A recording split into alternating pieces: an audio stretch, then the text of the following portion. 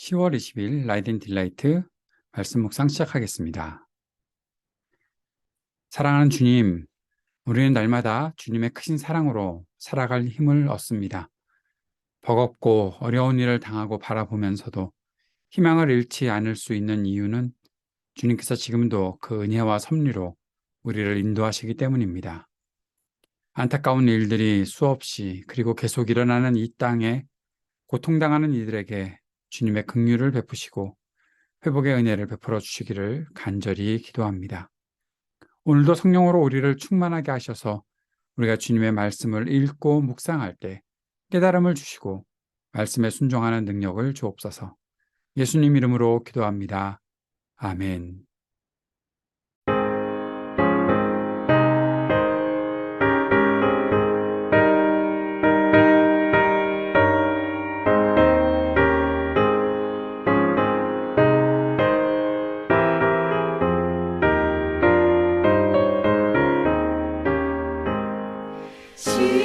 십자가를 내가 지고 주를 따라갑니다. 이제부터 예수로만 나의 몸에 삼겠네. 세상에서 부귀 영화 모두 잃어버려도 주의 평안 내가 받고 영생 복을 받겠네. 주도 곤욕당했으니 나도 곤욕당하리. 세상 사랑 감사하나 예수 진실합니다. 예수 나를 사랑하사 빛난 얼굴 보이며 원수들이 미워해도 염려할 것 없겠네.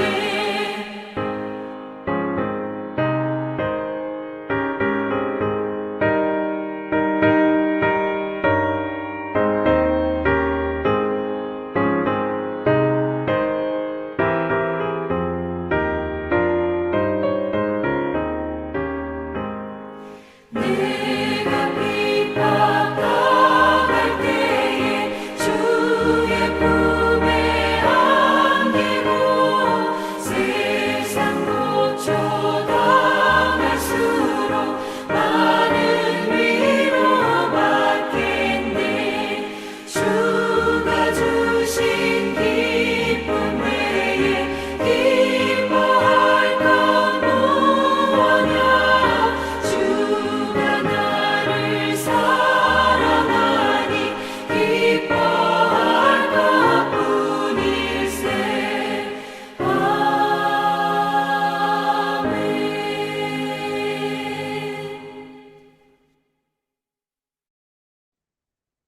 마가복음서 8장 31절에서 9장 1절까지의 말씀입니다. 그리고 예수께서는 인자가 반드시 많은 고난을 받고 장로들과 대제사장들과 율법학자들에게 배척을 받아 죽임을 당하고 나서 사흘 후에 살아나야 한다는 것을 그들에게 가르치기 시작하셨다. 예수께서 드러내놓고 이 말씀을 하시니 베드로가 예수를 바싹 잡아당기고 그에게 항의하였다. 그러나 예수께서는 돌아서서 제자들을 보시고 베드로를 꾸짖어 말씀하셨다. 사탄아, 내 뒤로 물러가라. 너는 하나님의 일을 생각하지 않고 사람의 일만 생각하는구나. 그리고 예수께서 제자들과 함께 무리를 불러놓고 그들에게 말씀하셨다. 나를 따라오려고 하는 사람은 자기를 부인하고 자기 십자가를 지고 나를 따라오너라.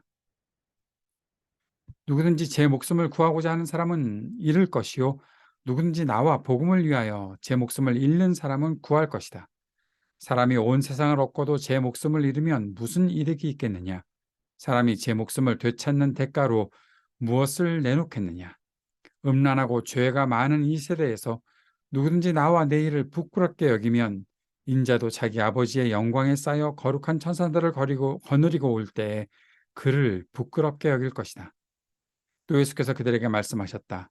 내가 진정으로 너에게 말한다. 여기에 서 있는 사람들 가운데는 죽기 전에 하나님의 나라가 권능을 떨치며 와 있는 것을 볼 사람도 있다. 아멘. 예수님은 베드로가 예수님을 그리스도라고 고백한 후에, 인정한 후에 자신에 대해서 사람들에게 말하지 말라고 하셨습니다. 그리고 이어서 인자, 즉 그리스도이신 자신이 많은 고난을 당하고 배척을 당하고 죽임을 당할 것이라고, 그리고 분명히 사흘 후에 살아나야 한다는 것을 제 아들에게 가르치셨습니다. 제 아들이 예수님을 그리스도라고 고백한 후에, 그렇게 인정한 후에 이 가르침이 시작된 것은 그리스도가 가야 할 길이 어떤 것인지, 또 그리스도를 따르는 사람들이 어떻게 따라야 할 것인지 분명하게 알게 하기 위해서였을 것입니다. 그러나 제 아들, 특별히 예수님을 그리스도라고 인정했던 베드로에게 이 가르침은 충격이었을 것입니다. 왜냐하면 베드로가 예수님을 그리스도라고 고백한 것에는 예수께서 세상을 구원하시는 베드로 나름대로의 그림이 있었을 텐데, 단순히 핍박을 당하는 것도 아니고 죽는다는 것 받아들일 수 없었을 것입니다. 예수님이 부활을 말씀하셨지만 예수님께서 말씀하신 부활을 베드로가 이해할 수도 없었고, 베드로는 그러한 부활은 관심 대상도 아니었을 것입니다. 베드로는 그래서 예수님을 붙잡고 항의하지요. 아마 좀 심하게 우리가 상상을 한다면 예수님의 멱살을 붙잡고 항의했던 것으로 보입니다. 단순한 항의도 아니고 예수님을 꾸짖었다라고 그렇게 볼 수 있는 그런 항의였습니다. 그래서는 안 된다라는 거죠. 예수님이 십자가에서 죽으신다는 것, 그것은 그리스도의 길이 아니라고, 내가 그런 식으로 그리스도라고 당신을 고백하고 인정했던 것이 아니라, 그렇게 베드로는 항의했을 것입니다. 그러자 예수님은 베드로에게 사탄아, 내 뒤로 물러가라, 그렇게 말씀하십니다. 베드로는 예수님께서 그리스도로서 세상을 위해 하시는 일을 하나님의 관점에서 보지 못하고 오직 사람의 관점에서만 생각했던 것이죠. 사람의 관점에서만 생각했던 그 베드로의 생각은 하나님의 일을 방해하는 사탄의 일과 동일했던 것으로 보입니다. 그래서 예수님은 베드로를 꾸짖으시면서 사탄아, 내 뒤로 물러가라 라고 말씀하셨던 것이죠. 예수님은 그리스도의 길을 따라오려는 사람이라면 예수님과 복음을 위해 목숨을 걸고 따를 수 있어야 한다고 가르치셨습니다. 자신의 생존만을 위해서 사는 사람은 결국 가장 소중한 것을 잃게 될 것이라고 말씀하셨던 것입니다. 그리고 9장 1절에서 예수님은 자신의 십자가 죽음을 통해 죄악의 모든 근원들이 무너지고 하나님 나라가 승리할 것을, 그 승리가 임할 것을 기대하셨던 것 같습니다. 그것을 자신을 믿고 따라오는 사람들이 보게 될 것을 기대하셨던 것 같습니다. 예수님은 그리스도의 길을 따르는 사람들에게 소망을 품고 계시는 것을 오늘도 볼 수 있습니다.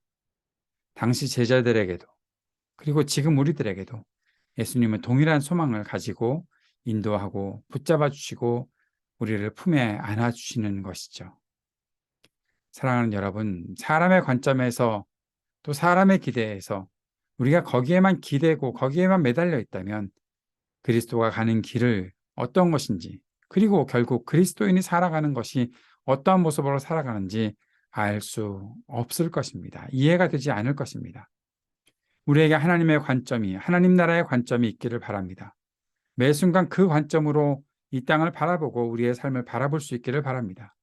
그리스도의 길을 따르겠습니다라는 우리의 믿음의 길이 우리가 바라보는 것이 단지 세상에 매달린 그 세속적 가치가 아니라 하나님 나라의 가치, 하나님 나라의 길을 바라보며 그렇게 살아갈 수 있게 되기를 바랍니다.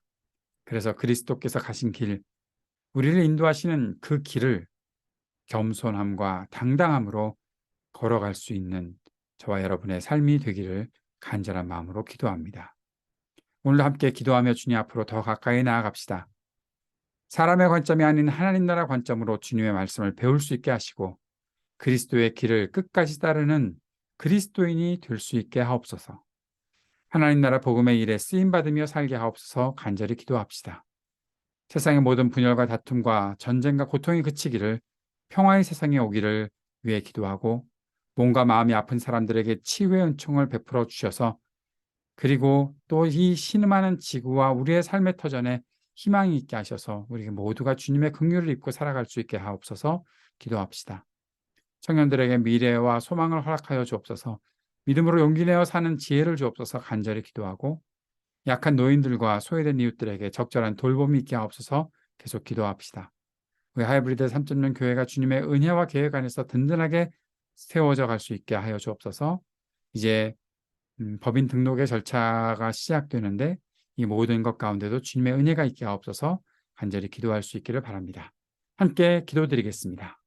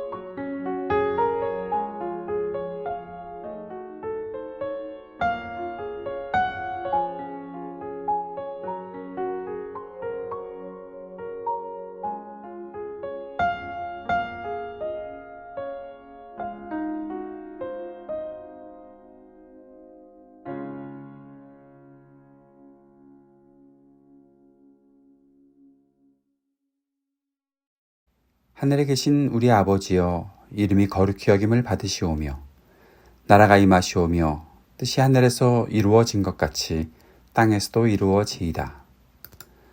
오늘 우리에게 일용할 양식을 주시옵고 우리가 우리에게 죄 지은 자를 사하여 준 것 같이 우리의 죄를 사하여 주시옵고 우리를 시험에 들게 하지 마시옵고 다만 악에서 구하시옵소서. 나라와 권세와 영광이 아버지께 영원히 있사옵나이다. 아멘.